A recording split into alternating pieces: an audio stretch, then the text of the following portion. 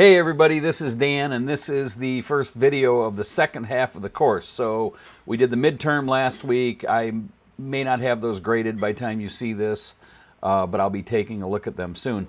What we're going to move on to now is sort of a transition into consumerism. Now, what we covered the first part of the course were these ideas about the origins of capitalism and the build out of some of the basic infrastructure of the country. We talked about the beginnings of the Federal Reserve, the banking system, the patent system, and also going into the Civil War and after, and the formation of these giant corporations like Carnegie Steel, the railroads with Jay Gould, J.P. Morgan, and the financial industry, and then also Rockefeller and Standard Oil. So we sort of covered the gambit of everything, from the 1600s to the late 1800s. And I think it's important that you get these dates down, not individual dates, but just knowing that, the Civil War is in the middle of the 1800s, and then the formation of giant industries or industrial capitalism and the railroad, starts in the second part of the 19th century or the late 1800s. So that's what we've covered up to this point.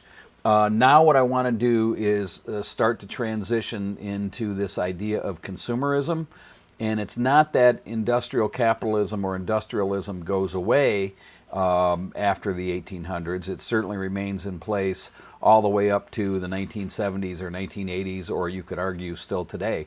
But consumerism begins in the late 1800s, and it's an important driver of business moving forward, and we're going to spend some time talking about that. Now, I named this class Business Technology in American Society, and we really haven't talked a lot about technology. We did a little bit. We talked about the reaper and the steel plow with John Deere back when we were in the early 1800s. But now I want to move on to technologies that are still around today, and mainly what I want to talk about now is electricity. So we're going to move ahead with that. In the interest of full disclosure, please know that I have a book coming out November 21st or 22nd called When They Hid the Fire, and it's about electricity and about how electricity is viewed by Americans. It's certainly one of the most important technologies on the planet, and certainly was a transitional technology as far as the United States is concerned. So this week we're going to read chapters 5 and 6 from my book, When They Hid the Fire. You can check out that book on Amazon if you want. But in the meantime, I've provided PDF copies of the drafts of the 5th and 6th chapter for us to read this week. Now, I think that electricity, and I have a prop here, see, electricity. So, I feel like electricity is really responsible for this movement into consumerism.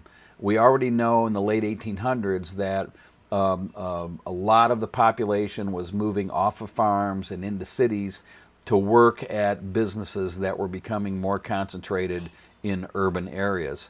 And, in the late 1800s, prior to the 1880s and 1890s, there was no electricity. So there was no electric light, no electric motors.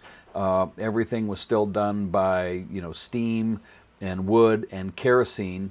And even when you think about shopping and advertising and those sorts of things that begin the consumer movement, none of those really are possible in the same way that we know them today without electricity. You can't imagine a department store being entirely lit by candles. There's no evening shopping. There's signage and advertising for sure, but not to the extent of, bright lit up signs, that sort of thing. So electricity is really a core technology that drives a change in business and a transition from industrial capitalism really to the beginning of consumerism and consumer products, which we touched upon a little bit earlier. Now, what we're going to read this week in my book is more about the technology itself. And when you start reading chapter 5, you'll begin to wonder what this has to do with business, because what you're going to read about is sort of a history of electricity, but it's going to be a good read for you, because what I want you to understand is that electricity is a completely different technology than anything that came before it. and you all know how electricity is made. Here's a piece of coal, and about 70 or 80% of our electricity in Ohio comes from coal. So every time you plug in your cell phone at night to charge your iPhone, you're in effect using coal. And I calculated once that it takes about 5 pounds of coal a year to charge one iPhone. And I think that, when you're talking on your phone or charging it, you don't often think about coal. But these two things go together, and it's important to understand that, especially if we want to take responsibility and try to build upon this idea of moral capitalism and sustainable society. So that's one of the things we're going to read about first. That's chapter 5, and in chapter 6 I transition into the actual sort of deployment of electricity, if you will, and I'll talk about the World's Fair in 1876 in Philadelphia. And for those of you who aren't familiar with the World's Fair, back in the day, back in 1876 and 1893, like a fifth of the population of the entire country went to go see the World's Fair, and that was before automobiles. So these events were a big deal, and I mention them here because they're mentioned in the reading, but also the World's Fairs were show places for new technologies. So when we read about the 1876 World Fair in Philadelphia, Thomas Edison was there, although the light bulb wasn't invented yet, but the telephone was already invented. So, think about that. The light bulb comes around in the 1880s, but the telephone comes around in 1872, and the phone and the telegraph comes around in 1848. And those devices and technologies aren't widely deployed, but they are out there, but they're out there before the modern electrical grid occurs. They were self-powered systems using batteries and that sort of thing, and not the same as we know them today. So I want you to understand that the telephone and the telegraph are introduced in the 1800s, but they're not widely accepted or widely deployed. It's not like every home had a telephone. That wasn't going to happen until the 1900s. But also understand that electrification, this idea of wiring homes and businesses, doesn't come about until the 1880s. The first plant was in New York City on Pearl Street, Thomas Edison's Pearl Street plant in 1882. And even then, the growth of electricity was relatively slow. Wasn't in every home or every business or across the country until the early 1900s.